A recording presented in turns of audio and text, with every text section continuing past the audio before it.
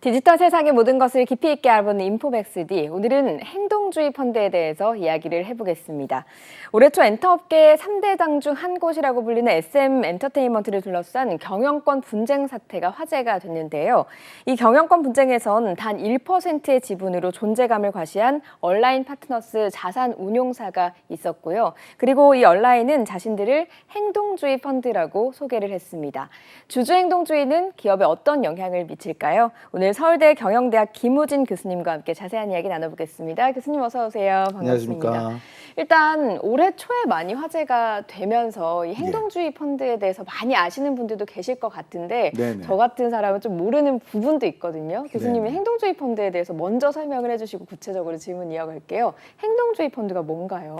예, 일단 행동주의 펀드이기 때문에 네. 펀드라는 것은 불특정 다수의 사람들로부터 네. 자금을 모아서 투자 대상에 투자를 해서 수익을 창출하는 것을 목표로 하는 게 이제 펀드죠. 네. 그러니까 이제 행동주의 펀드는 다양한 여러 가지 펀드 중에 행동주의라는 투자 전략을 취하는 그런 펀드다라고 보시면 되겠습니다. 행동주의라고 하면 적극적으로 들어간다. 그렇습니다. 네, 기업에 관여를 한다. 그런데 이제 행동주의 펀드는 또 어떻게 볼 수 있냐면 우리가 가치 투자라는 말을 또 많이들 하시는데요. 네. 밸류 인베스트먼트라고. 이제 가치 투자는 뭐냐면 이 기업의 어떤 펀더멘탈, 기본적인 그러한 영업 능력에 비해서 주가가 저평가돼 있을 때 이제 거기에 투자하는 것을 가치 투자라고 하는데요. 네. 그래서 이제 그 펀더멘탈을 반영하면서 중장기적으로 주가가 오를 것이다라는 기대하에 투자하는 게 가치 투자 전략인데 행동주의는 거기에 이제 조금 더 네. 엑셀을 밟아서 말하자면 이게 조금 더 적극적으로 영향력을 행사해서 펀더멘털까지 주가가 올라올 수 있도록 조금 기름을 붓는 역할 이 정도로 보시면 되겠습니다. 그러면 행동주의 펀드가 노리고 있는 기업이라고 하는 기준이 따로 있을 것 같아요. 물론입니다. 어떤 기준이 가장 기본적인 거는 네. 펀더멘털 대비 주가가 싸야 됩니다. 네. 비싼 주식엔 절대 들어가지 않습니다. 네. 왜냐하면 펀드이기 때문에. 네.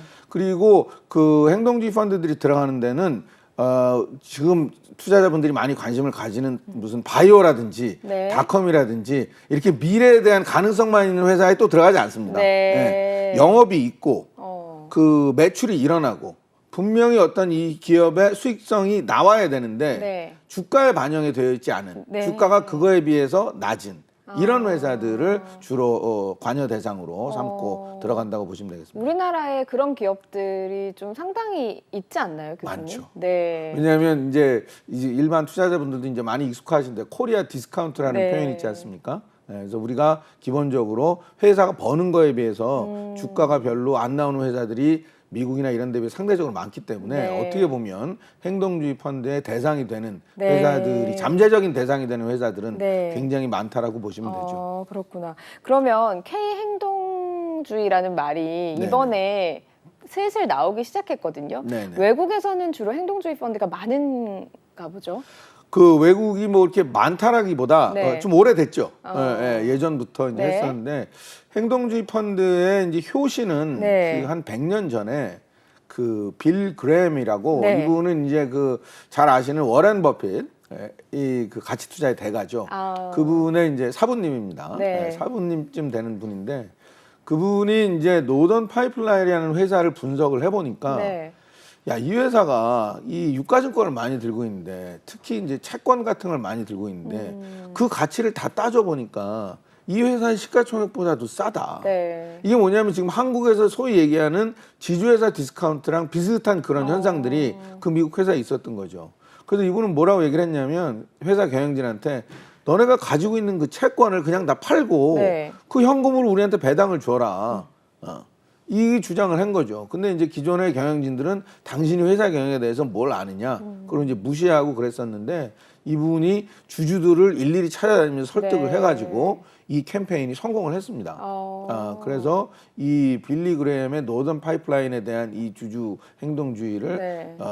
시발점으로 보는 그러한 관점이 있습니다. 네. 그러면 미국에서는 그랬어요. 우리나라에서는 행동주의의 줄기가 어디서부터 시작됐다고 봐야 되는 거예요? 우리나라는 이제 1세대 행동주의는 관점에 따라 다르겠습니다만 아무래도 네. 그 소위 장하성 교수님이 하셨던 장하성 펀드로 가보는 게 맞을 것 같습니다. 그 장하성 펀드는 사실은 자금은 외국계 라자드라는 펀드가 네. 자금을 대서 그 한국 기업의 지배 구조가 좀 안 좋은 기업들을 대상으로 하는 거였는데요. 근데 그때는 지금 행동주의랑 기본적으로 다른 거가 목적이 좀 달랐습니다. 목적이 달랐어요. 지금은 이제 행동주의 네. 펀드죠. 네. 그때는 장하성 펀드라고 말은 했었습니다만은 네. 장하성 펀드의 목적이 투자자들한테 어떤 그런 수익을 극대화하기 위해서 이런 게 목표라기보다 어떤 그 사회 정의 차원에서 대한민국 재벌 기업들이 경영상에 여러 가지 문제가 있으니까 이것을 개혁하고 이것을 올바른 방향으로 이끌어야 되겠다라는 어떤 그러한 사회 정책적인 목표가 좀 더 강했다고 보시면 되겠습니다. 주주로서 뭔가 자신에게 떨어지는 이익, 예. 수익을 원한 게 아니라 네. 우리나라가 대기업들이 대부분 창업주에 의해서 이제 끌어오던 그런 네. 구조다 보니 네. 새 시대가 바뀌었으니 이걸 좀 바꿔라라고 하는 게 1세대 행동주의 펀드의 뭐 창업주가 꼭 물러나라라기보다 이분들이 이제 그 경영권을 경영 구조. 계속 네. 그 이 승계를 하는 과정에서 여러 가지 문제들이 생기고 네. 일반 주주들의 이익을 침해하는 사례들도 발생하고 네. 하다 보니 그런 것을 바꿔야 되겠다. 네. 그러니까 어떻게 보면 주주행동주의를 수단으로 쓴 거죠. 그렇네요. 수단으로. 그러면 지금 대두되고 있는 그 주주 행동주의 그리고 행동주의 펀드가 뭐 이번에 SM 사태로 인해서 좀 네네. 더 유명해진 것 같아요. 네네, 그렇습니다. 지금은 투자에 조금 목적을 맞췄다 이렇게 이해를 하면 되겠습니까? 아, 그렇습니다. 네. 이제 지금은 이제 미국 행동주의와 거의 비슷한 수준에서 불특정 다수로부터 모은 투자 자금을 행동주의 방식이라는 투자 전략을 통해서 네. 투자 대상 회사의 가치를 올리는 그리고 궁극적으로는 투자자들한테 그 수익을 갖다 주는 게 네. 행동주의 펀드의 목표다라고 네. 보시면 되겠습니다. 그러면 교수님 여기서 좀 궁금해요. 네네. 주주 행동주의나 이 행동주의 펀드라고 하는 게 왜 꼭 필요한 건지 이게 사회에 또 어떤 영향을 미치는지 좀 구체적으로 사례가 있었을까요? 아, 예. 그러니까 이제 행동주의가 없어도 되면 제일 좋죠. 네. 제일 좋은데 그 우리가 보통 보면 경영진들이 주주들의 어떻게 보면 위임을 받아서 회사를 경영을 해서 회사에서 나온 이익을 주주들한테 온전하게 다 이렇게 되돌려 줘야 되는데 네. 말하자면 주주 환원이 잘 이루어져야 되는데 경영진들은 특히 이제 우리나라 같은 경우는 창업주 가문이 네. 계속해서 이 지배권을 행사하는 경우들이 많아서 회사가 창출한 이익을 거기에 자금을 기여를 한 주주들한테 돌려주는데 지금까지는 어떻게 보면 좀 인색한 측면이 있었기 때문에 이것들을 바로잡는 데 있어서 주주 행동주의가 어느 정도 네. 좀 필요한 게 아닌가 네. 그런 생각은 듭니다. 그 미국 사례를 앞서서 들어주셨으니까 미국은 네네. 어때요? 이게 그 주주들이 목소리를 크게 낼 수 있는 구조인가요? 네, 미국은 우리랑 이제 조금 다른 점은 뭐냐면 미국도 이제 창업 단계에서는 네. 지금 뭐 페이스북이라든지 아마존 이런 데들은 이제 창업주들이 지분을 많이 가지고 있고 우리나라 이제 회장님들처럼 그렇게 영향력을 행사를 하는데 미국은 보통 한 세대만 지나면 네. 창업주들은 경영 일선에서 물러납니다. 그리고 이제 주주로서의 지위 또는 이사회 멤버로서의 지위만 이제 가지고 있죠. 네. 그러다 보니까 한 세대만 지난 큰 회사들은 대부분 분산 소유 기업입니다. 우리나라를 비교하면 대부분의 회사들이 포스코 네. 또는 KT처럼 뭐 강력한 지배주의가 없는 회사들이 대부분이죠. 네. 그렇기 때문에 어떻게 보면 행동주의 펀드들이 좀 영향력을 미칠 수 있는 여지가 조금 더 수월하다고 할까? 네, 그런 측면이 있습니다. 예, 뭐 그 사회가 급격하게 경제적으로 발전을 해야 될 때는 사실 우리나라 그 대기업 구조 자체가 경제를 좀 발전시키는데 이바지하기도 했잖아요. 그런데 네. 지금 시대가 좀 변했으니까 여기에 발맞춰서 기업도 좀 바뀌어야 하는 의미에서 주주 행동주의가 조금 더 부각될 필요가 있겠군요, 지금. 네, 그러니까 물론 꼭 주주행동주의가 나와서 이제 창업주 가문은 경영일선에서 물러나고 네. 전문 경영인이 해라라고 얘기하는 거는 아닙니다. 네. 왜냐하면 전문 경영인들도 또 나름의 또 문제들이 있을 수 있기 때문에 창업주 가문이 계속 경영을 하는 것 자체가 문제라기보다 네. 그걸 이제 승계하는 과정에서 이제 우리나라에 여러 이제 문제점들이 있었잖아요. 예, 그 특히 이제 뭐냐면 한국이 네. 상속 증여세가 굉장히 높습니다. 네. 그러다 보니까 이 후대로 가면서 지분을 통해서 이 영향력을 계속 행사하기 위해서는 세금을 다 내고 나면 너무 모자라니까 네. 이제 무리한 방식들이 많이 동원이 네. 됐거든요. 그래서 이제 계열사 간에 합병을 하면서 합병 비율을 이제 그 가문이 지분이 더 많은 회사에 더 유리하게 한다든지 네. 아니면 일감 몰아주기를 개인 회사에다 해서 또 주주들의 이익이 좀 네. 침해가 된다든지 이런 행동들이 일어나니까 네. 이런 것들을 좀 줄이자라는 게 이제 행동주의의 구체적인 목표라고 보시면 되고요. 네. 여기서도 재밌는 게 하나가 뭐냐면 그 1세대 장하성 펀드하고 지금 행동주의하고 상속 증여세에 대한 입장이 완전히 다릅니다. 아, 입장이 달라요? 반대입니다. 어. 왜냐하면 장하성 펀드 시절에는 이 사회 정의가 목표이기 네. 때문에 상속 증여세를 이렇게 우회하는 이런 행동들은 아주 나쁜 것이고 그래서 더 강화해야 된다. 네. 그래서 2, 3세로 갈수록 이 세금을 많이 내서 네. 궁극적으로는 전문 경영인으로 가야 된다라는 게 이제 이쪽의 생각이었다면 지금 행동주의 펀드들은 반대로 아니 상속 증여세가 너무 한국이 비싸기 때문에 네. 이상한 행동들을 한다 기업들이 이상한 합병을 하고 이상한 일감 몰아주기를 하고 그러니까 오히려 상속 증여세를 낮춰서 이걸 현실화를 해서 네. 기업들의 이상한 행동들을 없애면 이게 바로 코리아 디스카운트가 해소가 되는 거가 될 것이다라고 생각을 하는 거죠. 기업의 가치를 높이는 데에 그 지금의 행동주의 펀드들이 좀 더 포커싱이 맞춰져 있다라고 보면 되겠군요. 물론입니다. 네, 그런 예. 의미에서 세금 관련해서 1세대 행동주의 펀드랑 좀 다른 점이 있는 것이고요. 거의 반대입니다. 지금 행동주의 펀드 얘기를 쭉 듣다 보니까 네네. SM 지배구조도 결국에는 행동주의 펀드가 들어가게 되면서 그렇죠. 원래는 뭐 소유하고 있었다고 하지만 들어가게 되면서 이게 지배구조를 바꾸는 역할을 한 대표적인 사례로 꼽을 수 있을 것 같거든요. 그렇습니다. 예. 이 SM은 사실은 대한민국에서 굉장히 새로운 실험이고요. 네. 예, 저희가 이제 보지 못했던 어떤 그러한 현상인데 네. SM은 원래 이제 이수만 씨라는 강력한 이제 창업주와 그 프로듀서로서 영향력을 미치는 그런 분이 계셨죠. 네. 근데 이제 SM의 이제 가장 큰 문제는 뭐였냐면 그 개인 회사가 있었습니다. 네. 이수만 PD가 개인적으로 100% 소유하고 있는 라이크 기획이라는 회사가 SM의 그 프로듀싱 업무를 전담을 네. 하면서 매출액의 6%를 인세로 가져가는 그런 구조로 돼 있었고 6%면 상당한데요. SM 그게 수익이 굉장했잖아요. 이익의 6%가 네. 아니고 매출의 6%입니다. 매출액의 6%. 예, 네. 그런 계약은 굉장히 그 비정형적인 계약이고요. 네. 다른 데서 찾아볼 수 없는 형식의 이제 이수만 씨가 창업주가 아니었으면 그런 형식의 계약은 하기는 어려웠겠죠. 네. 근데 그게 이제 어떤 해에는 1년에 100억 원에 달하기도 하고.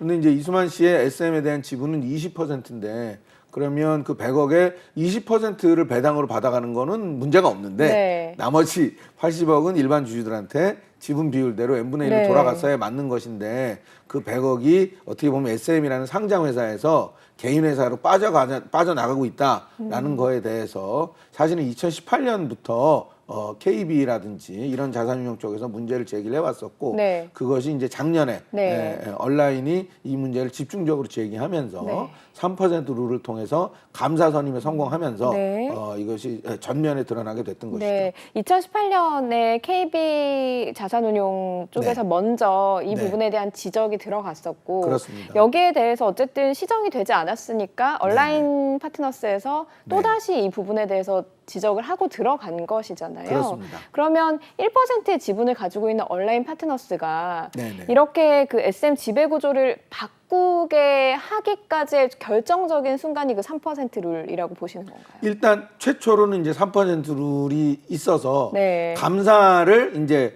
그 지배주주와 절연된 이해관계를 같이 하지 않고 일반 주주의 이익을 대변할 수 있는 분이 감사로 선임된 게 네. 일차적으로 첫 번째 중요한 계기였다고 네. 보고요.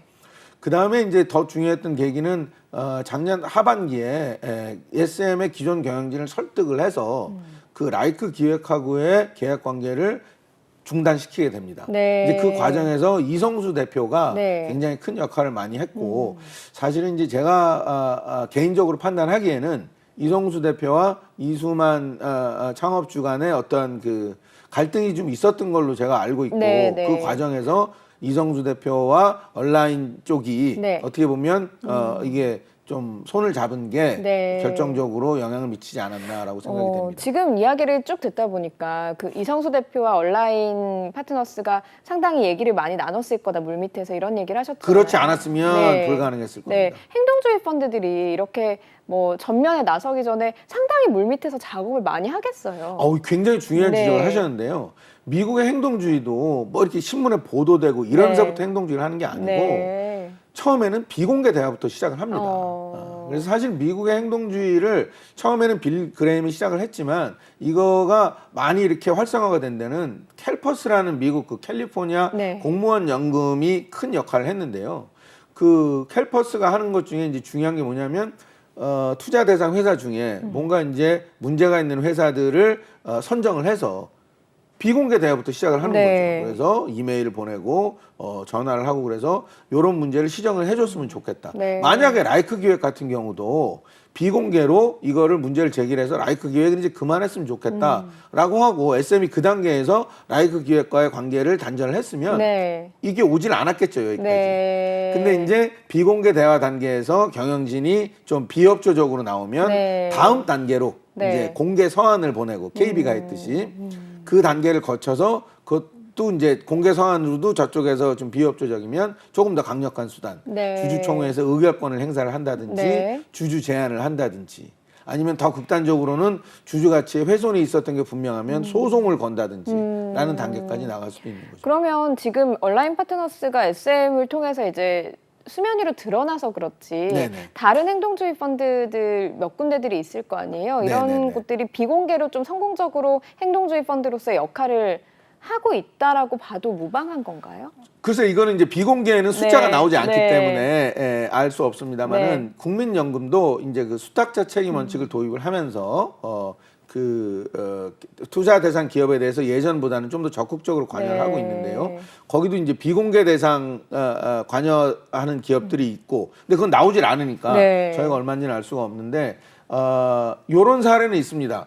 비공개로 성공했다기보다 우호적으로 접근을 해서 네. 된 사례가 올해 이제 트러스턴 자산운용이라는 데서 한국 알코올이라는 회사에 주주 관여 활동을 하다가 회사랑 잘 협의가 돼서 회사와 협의된 제3의 인물을 감사로 선임하는 그런 사례도 있었습니다. 네. 그러니까 이런 경우는 행동주의와 기존 경영진이 반드시 꼭 적대적으로 네. 주총에서 뭐 이렇게 표대결을 한다든지 네. 이렇지 않고 우호적으로 서로 윈윈하는 네. 그런 결과를 야기할 수도 있다는 네, 그런 사실 사례가 뭐 되겠습니다. 저희는 그 뉴스 기사를 통해서 갈등이 좀 있어야 이게 기사가 커지고 그런 여론이나 측면이 이제 있죠. 국민들이 좀 더 관심을 가지게 되다 보니까 이렇게 적대적으로 있는 모습만 봤는데 교수님 말씀 들어보니까 행동주의 펀드와 경영진이 좀 협력해가지고 대화를 하고 이렇게 해결해 나가는 과정들도 있는 거군요. 네, 그 미국의 연구 결과를 보면요, 네. 그 캘퍼스 비슷한 다른 어떤 미국의 기관 투자자가 이메일이나 이런 걸 통해서 네. 사전에 문제를 제기해서 얼마만큼 해결이 많이 되는가 네. 이거를 분석한 연구가 있는데요. 상당수의 절반 이상의 문제들이 비공개 대화 단계에서 해결이 되더라. 네. 그래서 이 앞단에서 있는 비공개 대화가 굉장히 중요한 수단이다라는 거를 보여준 연구 결과도 있었습니다. 네. 그런데 그 행동주의 펀드에 대해서 뭐 기업의 파수꾼이다라고 뭐 평가를 하시는 분들도 있지만 한편에서는 이 기업의 하이에나 아니냐. 그 돈만 먹고 튀는 경우도 있지 않겠냐. 소위 말해서 먹튀 이런 논란도 있기도 하거든요. 그러면 이 부분에 대해서 좀 주의하거나 걱정해야 될 부분도 있다는 얘기인 것 같거든요. 예. 그래서 행동주의 펀드의 가장 큰 문제, 이제 미국에서도 많이 제기되는 네. 건데요. 라고 말씀을 드리면 이분들이 이제 그 아무래도 펀드다 보니까 수익을 내야 되고 그래서 이 투자 대상 기업이 가지고 있는 자산이 있으면 그거를 이제 좀 단기에 매각을 한다든지 네. 그래서 그 시야가 조금 그 짧을 수가 있습니다. 기존의 경영진이나 창업 가문에 비해서 호흡이 좀 짧다는 측면이 있을 수 있죠. 네. 단기 실적주의에 치중할 수가 있다. 네. 이런 측면이 있고 실제로 들어와서 단기간에 주가가 오른 다음에 매각하고 나가면 남은 주주들은 어떻게 되느냐. 이제 이런 측면에서 먹튀라고 비난할 여지가 있습니다만은 네. 그걸 평가를 하는데 제가 봤을 때 기준을 어떻게 보셔야 되냐면 이 사람들이 혹시 팔고 나갔다 또는 뭐 아직까지 보유하고 있지만 일부 팔았다라고 하는데 그때 주가가 어느 정도 수준인지를 봐야 됩니다. 그러니까 SM을 사례로 들어서 말씀을 드리면 라이크 기획하고의 이 문제가 불거지고 그랬을 당시에 주가가 어느 정도였냐면 6, 네. 7만 원대였습니다.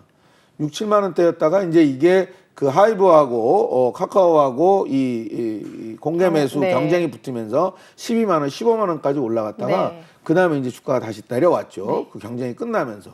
그래서 일부 이제 행동주의에 대해서 비판적인 시각을 가진 분들은 야 15만 원까지 갔던 주가가 이게 이제 분쟁이 끝나면서 떨어졌으니까 이거 그냥 말만 하고 나 먹튀 아니냐라고 말씀하시지만 저는 비교를 지금 주가가 얼마 떨어졌냐면 10만 원 정도까지 떨어졌습니다. 네. 그럼 요 10만 원하고 예전에 6, 7만 원하고 비교해야 되거든요. 네. 6, 7만 원 하던 주가가 싸움이 붙어서 일시적으로 15만까지 올라. 요건 좀 과한 거고. 네. 근데 이게 다 정리되고 나서 지금 10만 원까지 갔다면 주주들 입장에서는 6, 7만 원 하던 주식이 10만 원이 된 거기 때문에 이것은 밸류의 이 창출이 있었다. 네. 가치 증가가 있었다라고 네. 보시는 게 저는 맞고요. 네. 예전에 오스템의 경우도 보면 강성부 펀드가 들어가서 오스템이 이제 행동주의를 한다고 그러는 시점에 MBK 파트너스가 이걸 통으로 다 사버리는 네. 바람에 강성부 펀드도 이제 그걸 매각하고 나왔습니다. 근데 그때도 당시에 보면 MBK 파트너스가 와서 지불한 가격이 그 이전에 오스템이 문제가 생겼을 때 가격보다 훨씬 높았거든요. 그리고 그 가격을 나머지 주주들한테도 다 지불을 했고. 네. 그러니까 주주들 입장에서는 사실은 이 가치 증가가 있었다라고 보시는 게 맞습니다. 주주들 입장에서는 어떻게 보면 좀 이득을 본 거라고 볼 수 그렇습니다. 있는 거네요. 그래서 이걸 판단을 하실 때 이거를 이 행동주의를 표방하는 사람들이 매각을 하고 나갔을 때 그때도 주가가 계속 예전에 비해서 올라간 상태에서 유지가 된다라고 네. 보면 이 사람들이 기여가 있었던 거고 네. 근데 팔고 나갔는데 8개 주식처럼 완전히 원위치 된다. 네. 그러면 사기꾼이죠.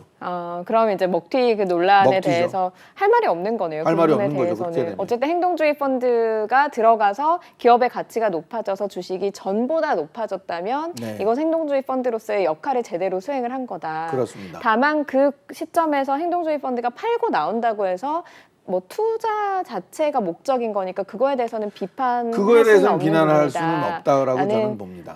저 지금 궁금한 게 생긴 게요. 개인 예. 투자자 입장에서는 내가 가지고 있는 회사 주식이 네네. 주식에 행동주의 펀드가 들어온다고 하면 좀 반겨야 되는 입장인 건가요? 내가 이걸 제대로 봤구나. 예. 이렇게 좀 판단을 해야 되는 입장인 건가요? 행동주의 펀드가 들어간 펀드를 사는 거는 좀 위험할 수도 있어요. 네. 이미 좀 가격이 올랐을 네. 수 있으니까. 근데 제가 가지고 있는 펀드에 행동주의가 들어왔다는 거는 그건 좋은 소식으로 보셔도 됩니다. 네. 왜냐하면 행동주의는 그 영업은 좋고 반면에 가격이 싼 주식에 들어오기 때문에 네. 저평가된 주식에 들어오거든요. 그러니까 내가 주식을 잘 골랐구나라고 생각하셔도 되겠습니다. 예, 그 우리나라에는 개인 투자자가 많다 보니까 네네. 사실은 그 주주 환원 자체보다는 당장의 좀 시세에 조금 더 그 관심을 가지시는 분들이 더 많은 것 같긴 하거든요. 네네네. 그런데도 주주 환원 자체에 좀 관심을 가져야 되는 이유가 있을 것 같아요, 교수님. 그러니까 이제 한국에서 개인 투자자들이 동학개미 하면서 주식을 많이 하시는데 너무 짧으세요. 네. 너무 우리가 지금 외국인 투자자들 보고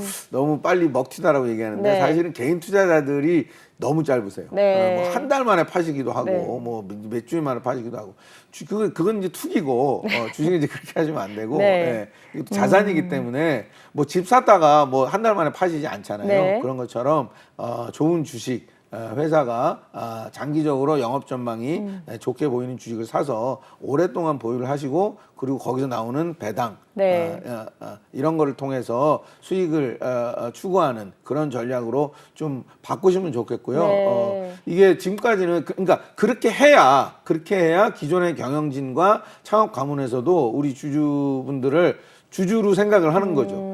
장기 보유를 해야 동업자 느낌이 들지. 네. 이 사람들 샀다가 2주마다 파는 사람들이 내가 저 사람들을 물 주주환원을 해주냐 네. 이렇게 생각할 수도 있잖아요. 네. 그래서 이게 같이 가는 것 같습니다. 네. 우리 투자자 여러분들도 조금 더 긴 호흡을 가지시고 해야 그래야 또 우리가 다 같은 배를 탄 사람이구나라는 인식이 네. 또 생길 수도 있을 것 같아요. 네, 그럼 주주 환원이 된다라고 하는 것은 뭐 개인적인 측면에서도 좋을 수도 있지만 이게 선순환이 되어서 기업에도 가치가 올라가고 그러면 네네. 이 주식이 또 올라가고 네네. 그러면 또 개인 투자자들에게도 좋고 그렇죠. 네, 그렇게 될 수 있다라는 이게 말씀이시군요. 아주 좋은 측면을 지적을 해주셨는데요. 원래는 회사가 우리가 아주 그 성장하던 경제에서는 배당을 주는 것보다는 네. 회사가 재투자해서 더 성장하는 게 좋습니다. 네. 그러면 주가도 더 올라가고. 근데 그걸 우리가 7, 8% 하던 시절이거든요. 근데 우리가 이미 국민소득이 3만 불, 3만 5천 불이 넘었잖아요. 네. 대한민국이 이제 선진국이 됐습니다. 네. 미국은 GDP 성장률 3%만 넘어가도 고성장이라고 난리가 납니다. 이제 그런 상황에서는 회사가 재투자할 기회가 예전보다 없고 네. 이런 상황에서는 학술적으로 배당을 주는 것이 오히려 기업 가치를 늘리는데 더 도움이 될 수 있다라고 네. 이제 돼 있고요. 네. 이제 한국 경제가 이제 점점 그런 정도 수준에 도달해 왔기 때문에 네. 앞으로는 더 배당에도 신경을 쓰시고 네. 그러면 이제 투자자들한테도 더 호응을 얻고 네. 기업 가치도 더 올라가고 네. 이런 선순환이 만들어질 수 있죠.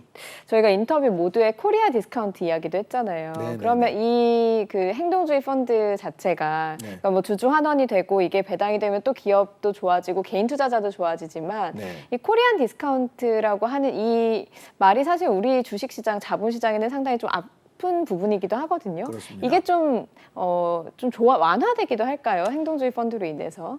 그렇게 기대를 하는 거죠. 네. 그러니까 행동주의 펀드를 통해서 이게 다 해결이 된다라고 얘기할 수는 없겠지만 네. 코리아 디스카운트는 뭐 여러 가지 원인이 있지만 가장 크게는 아까 말씀드렸듯이 이런 승계 과정이나 이런 데서 경영진이나 창업 가문이 다양한 방식으로 회사 자산이 네. 좀 비례적이 아닌 방법으로 이렇게 나가는 것 때문에 네. 회사 가치가 많이 이렇게 떨어져 있는데 이제 행동주의 펀드들이 거기에 대해서 경종을 울리고 이런 것들이 문제가 있다라는 걸 지적을 하고 네. 또 그러고 이제 사회 전반적으로 투자자분들이 이런 데 대해서 인식을 하시게 되면서 전체적으로 우리가 코리아 디스카운트를 해결하는데 마중물 역할 비슷한 뭐 그 정도 역할을 할 수 있지 않을까 생각은 됩니다. 행동주의 펀드에 대한 좀 비난의 목소리, 비판의 목소리도 앞서서 이제 명과 암이 원래 다 있는 법이니까 그렇습니다. 있긴 하지만 지금은 어쨌든 우리나라 현실에서는 행동주의 펀드에 조금 더 힘을 실어줘야 될 때라고 보시는 건가요? 저는 그렇게 보는데요. 네. 왜 그러냐면 아직까지 대한민국은 그 요즘 ESG 얘기도 많이 나와서 네. 주주자본주의가 죽었다라고 말씀들도 많이 네, 하시죠. ESG라고 하면 그건 이제 네. ESG는 이제 환경, 뭐 사회, 네. 지배구조 뭐 이런 얘기인데 네.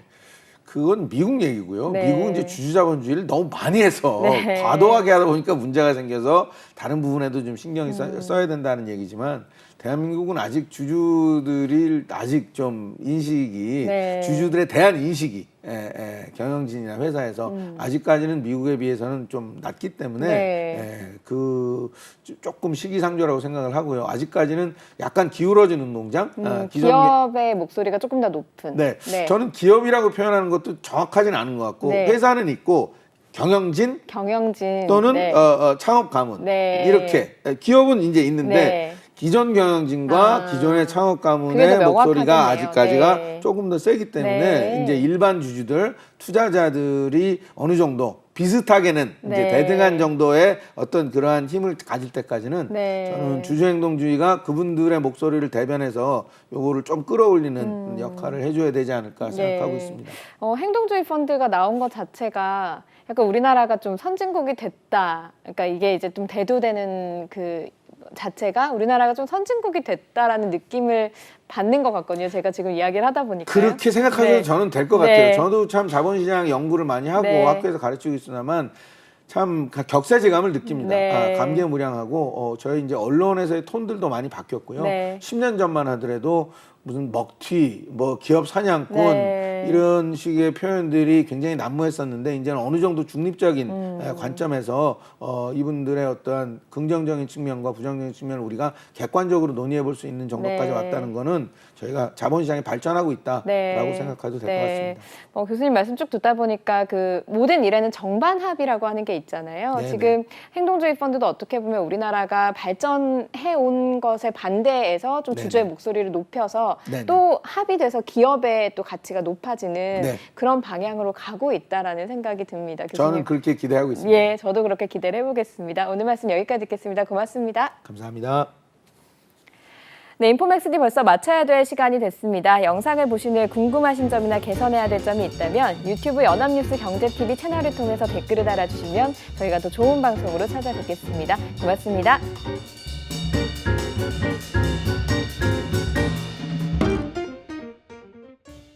안녕하세요. 인포맥스디 아나운서 강래원입니다. 더 많은 실시간 경제 뉴스와 경제 정보를 알고 싶으시다면 오른쪽 구독 버튼을 눌러주세요.